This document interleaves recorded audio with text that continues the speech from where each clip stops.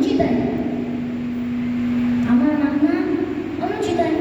आणि काही काही असे आहेत जसं आपल्या प्रश्न आहे त्यामध्ये तुकाराम महाराज मागतात, पण ते म्हणता कसं महाराज मग एकीकडून तुकाराम महाराज भाऊचा घ्या, भाऊचा घ्या. तुकाराम महाराज आशा व्यक्त करताय, मग ते संत नाही काय, मागा ना भाऊ. ते का भक्त नाही का? निश्चितच आहे. पण असं आहे की तुम्ही मागता काय, तुमच्यासाठी काय उचित आहे काय अनुचित आहे. मी आधीच सांगितलं, तुम्ही मागता ते संसाराचे आशा असतात, त्या प्रपंचाचे आशा असतात, ते मनुष्याचा फायदा करणारे नाही आहे. पण तुकाराम महाराज जे मागत आहे त्या संसारातून बोजा करून आपला उद्धार करून देणारी आशा आहे, उद्धार करून देणारी मागणी आहे. जसं का तुकाराम महाराजांनी सांगितलं, संत कोणाकोणासाठी मागतात? आपल्यासाठी मागतात, जगासाठी मागतात, देवासाठी मागतात. जसं तुकाराम महाराज स्वतःसाठी तर मागतच आहे, अवघ्या जगासाठी पण मागत आहे आणि चांगली आशा मागत आहे, म्हणून आशा मागणे तर बरोबर आहे. आता आशा मागत आहे, आशा मागत आहे देवाला, त्यात काय मागत आहे? जन्म मागत आहे. देव मला जन्म दे. आपल्या संसारात सर्वांनाच माहिती जन्म कसा आहे. पुनरपि जननम पुनरपि मरणम पुनरपि जननी जठरे शयनम जन्मदारे उपयामारे कायुरारे भज गोविंदम भज गोपालम वन्दे. पुनरपि जननम पुनरपि मरणम.